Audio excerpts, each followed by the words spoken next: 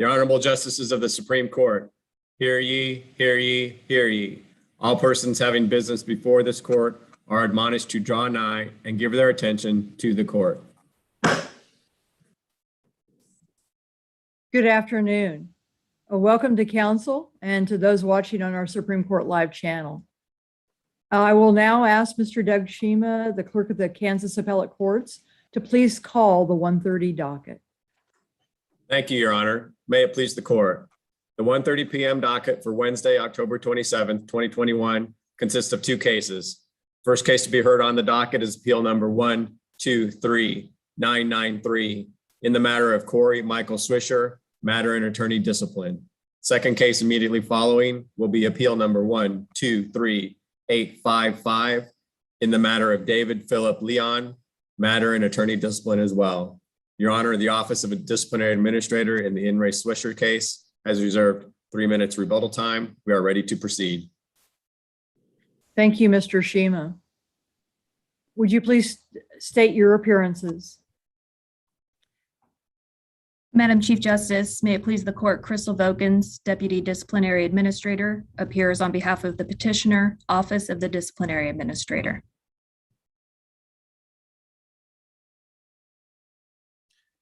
May it please the court, Corey Swischer, respondent, appears pro se. Thank you. Ms. Vokins, you may begin your argument. May it please the court, this is an original proceeding in discipline against the respondent, Corey Swischer, who was admitted to the practice of law in Kansas in 2003.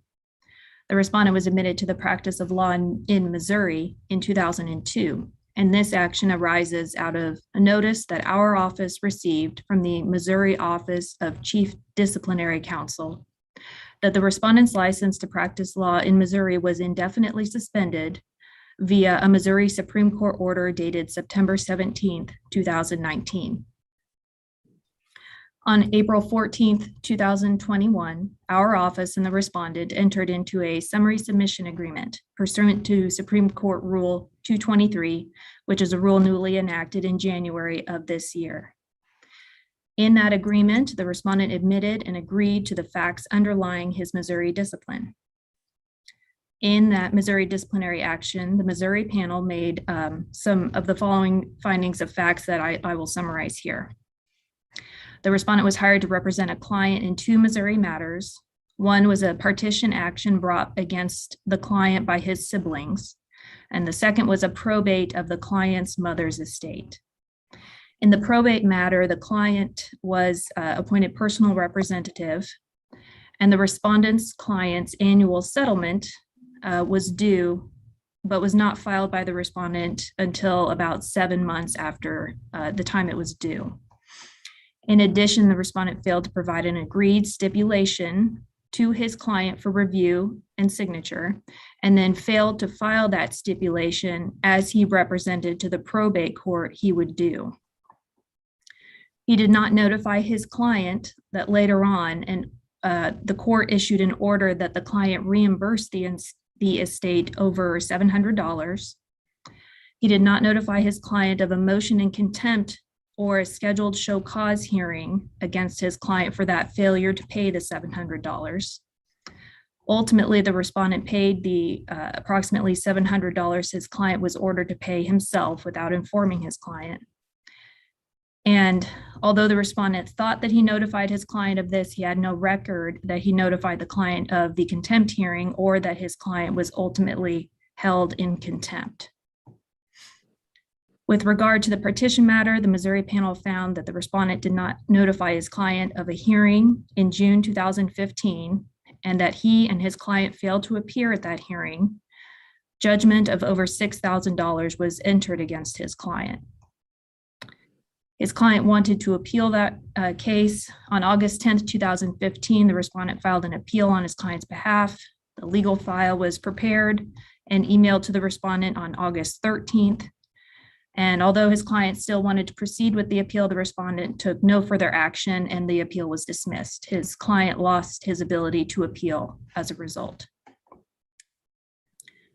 The Missouri hearing panel in Missouri Supreme Court held that respondent violated Missouri Rules of Professional Conduct 4-1.1, 4-1.3, 4-1.4, 4-3.2, and 4-3.3, and the Missouri Supreme Court suspended the respondent's license in Missouri indefinitely, held that a petition for reinstatement would not be entertained for at least 6 months, and ordered the respondent to pay $1,000. In the summary submission agreement with our office, the respondent admitted and agreed that he violated the following equivalent Kansas rules of professional conduct to the Missouri rules that he violated. Those were 1.1 competence, 1.3 diligence, 1.4a communication, 3.2 expediting litigation, and 3.3 candor to the tribunal. He also agreed in the summary submission agreement that he did not report his Missouri discipline resulting from the probate and partition matters to the disciplinary administrator's office, and also agreed that he failed to report to this office that his Missouri license was suspended indefinitely in 2012, and that he was placed on probation for 2 years for that violation. He agreed that his failure to report these 2 Missouri disciplines violated Rule 221B, which was formerly Rule 207, duty to report discipline in another jurisdiction. Our office and the respondent agreed to jointly recommend that the respondent's license to practice law in Kansas be suspended for 1 year, and that the respondent be required to undergo a reinstatement hearing pursuant to Rule 232 prior to reinstatement of his license to practice law in Kansas. It's worth noting at this point that the respondent's license in Kansas has been administratively suspended since December of 2020 for non-payment of registration fees, CLE fees, and meeting CLE requirements. It's my understanding, and Mr. Swischer can confirm or not confirm this, that he has not practiced law in Kansas or Missouri during the pendency of these disciplinary proceedings and has a new career in sales in another state. Our office asks that this court accept the party stipulations and recommendations in the summary submission agreement and impose a discipline of 1 year suspension, and that the respondent be required to undergo a reinstatement hearing pursuant to Rule 232 before his license to practice in Kansas is reinstated. Ms. Folkens, one of the things that I didn't pick up on in the summary submission, and it may just be because it's not there, but is there any stipulation or discussion of aggravating or mitigating circumstances surrounding the conduct either found by the disciplinary authorities in Missouri or through this investigation? You're correct, Justice Wald. There are no specific agreements in the summary submission to aggravating or mitigating factors. Although I believe Mr. Swischer agreed with the exhibits that were submitted with the summary submission agreement. And within those exhibits, there is the Missouri panel holding where they do discuss in detail the facts, and then also made their own findings as to aggravating and mitigating factors that may be helpful to guide in determining the appropriate discipline.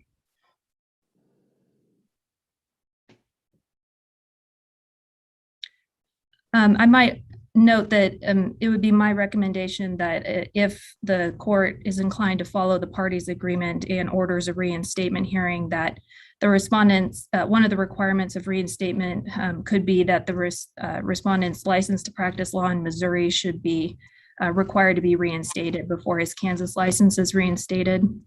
The misconduct occurred in Missouri, and the respondent has told me that prior to his suspensions, about 5% of his practice was in Kansas and the rest was in Missouri.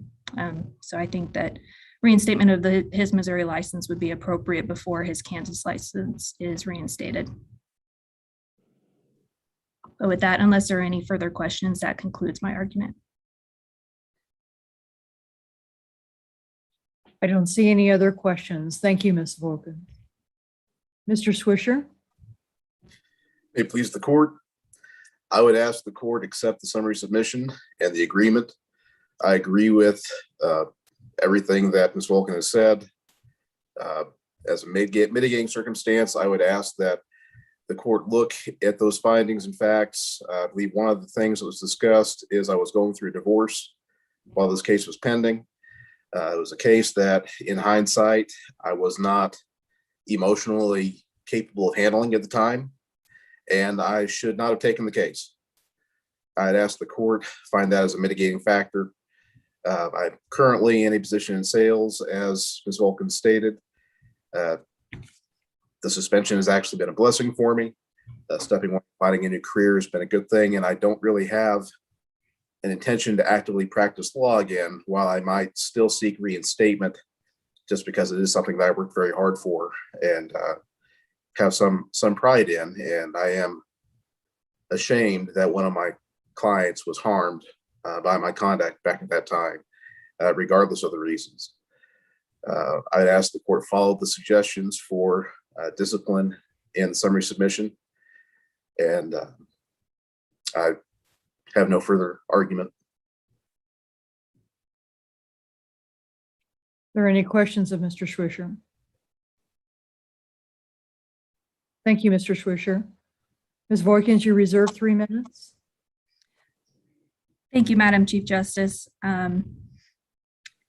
With Mr. Swisher's comments and I guess in partial response to Justice Wall's question, I was able to find a pin site to the record where the panel discussed some of the mitigating factors, including Mr. Swisher's personal issues he was going through at the time. And that was in Disciplinary Administrators Exhibit 3, Bates stamp